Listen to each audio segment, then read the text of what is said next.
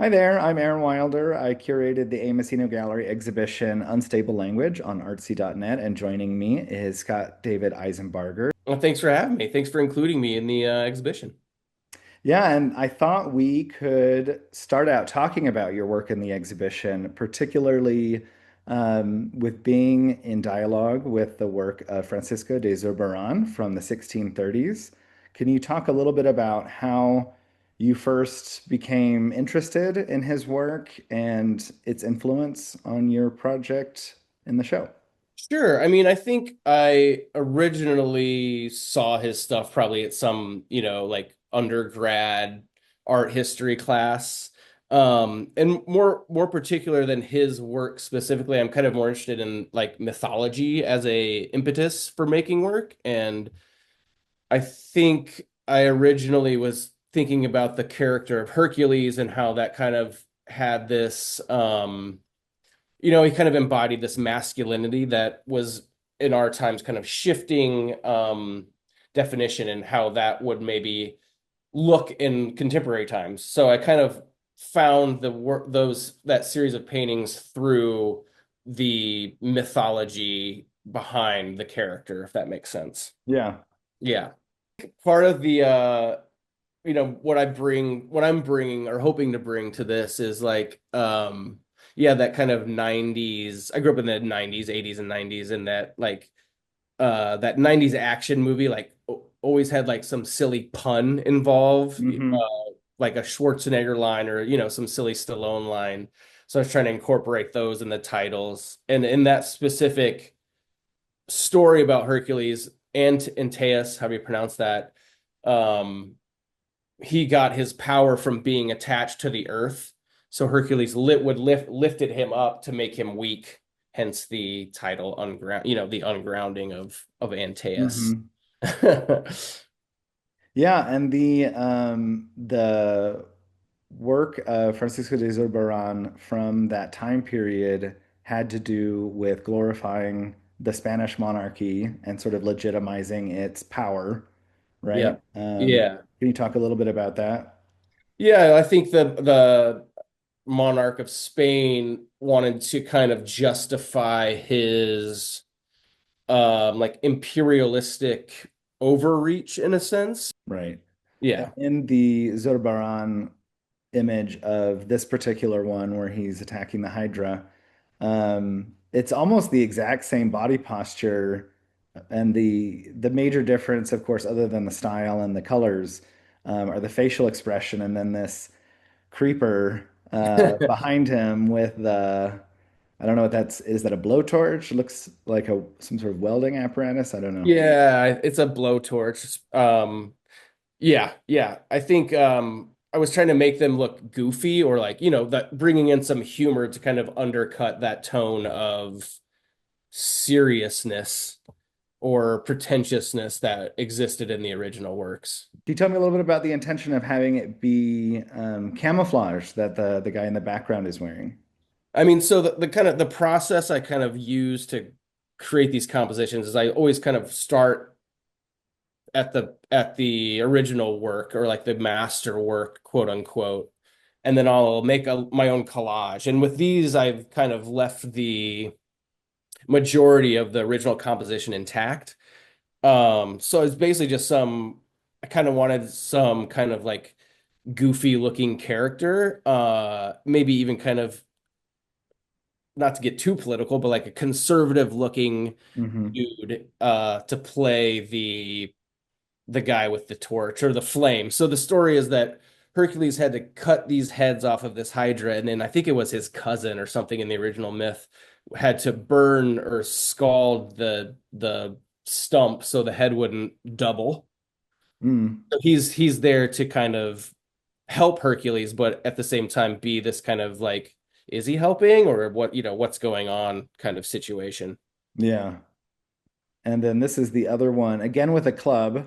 Yeah. And I see that your hairstyle is very similar Oh yeah. to the protagonist here.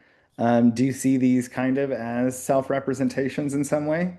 Oh yeah, absolutely. I mean, I think I used myself as model for Hercules in this as kind of, as one way to implicate myself in these kind of situations and also like insert myself into this canon of art history in a way. Hmm. I'm kind of aggrandizing myself, but also poking fun at myself at the same time is my goal anyway. Right. And you Yeah. mentioned the 90s and the color scheme is kind of particular of that time. Absolutely. Yeah. I think I have was very much influenced by those kind of like big, bold, fluorescent, like trapper keeper almost kind of I colors in a way. remember Like those. Lisa Frank, I think, was another. Yeah, yeah. Hmm. Yeah. I just love the kind of juxtaposition of those like really like ultra contrasted colors that kind of make your eye like bug out almost, where you like don't know almost what to Hmm. focus on, and they kind of heighten each other to the point of I don't know, insanity. Like they're super like it's hard to focus on one or the other. So a lot of what this project and as you mentioned before, this is about the about mythology, the Herculean myth, and how that relates to a masculine set of ideals. Is there a particular time or circumstance in which your work began to investigate notions of masculinity? I think I always kind of have I like definitely in undergrad I was investigating identity, and I think it was always kind of in the back of my head, but I specifically remember in grad school I had a what they call like the one-on-one class at SFU. Tutorial, I think. Yeah, so I had a tutorial with Jennifer Locke, and she kind of got me really thinking about this notion of masculinity and what it meant to me and how I fit into that. And she had me read the Scum Manifesto. I don't know Mm, if you've ever read that by Valerie Solanas, and I don't remember much of it at right, this who point. attempted to assassinate Andy Warhol, right? Exactly. Yeah, Yeah. yeah, exactly. And again, it's pretty extreme, but it's kind of it was almost humorous at the kind of extremity of it. And interestingly enough, in that writing, there's something that mentions men about being these big, nothing but like big pink dildos looking to just, you know, and that's kind of where the inspiration for the pink club I came was from. gonna say, yeah, that totally aligns with the color scheme Yeah, yeah. and So I pop think art, in general. It kind of it, all is there in a way. yeah. Yeah, so I guess to answer your question, I think Jennifer was the first to kind of really get me thinking about that idea. So it's Hmm. probably 2014, 2013. Hmm. Yeah. So that's been quite some time now. Yeah. And it seems like a very fertile ground that you've been exploring in different, like these three works are kind of specific to the Zurbaran story and Hercules. Hmm. But your other work also investigates masculinity.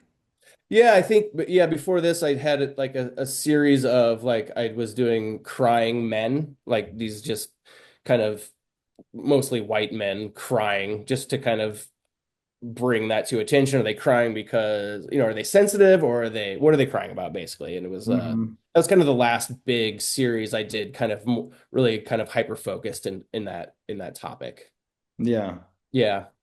And so what are you working on now? And is there anything coming up for you you'd like to talk about? I'm recreating all 10 of those pieces of those Zerberon pieces. So I started them a while ago, but life has happened Hmm.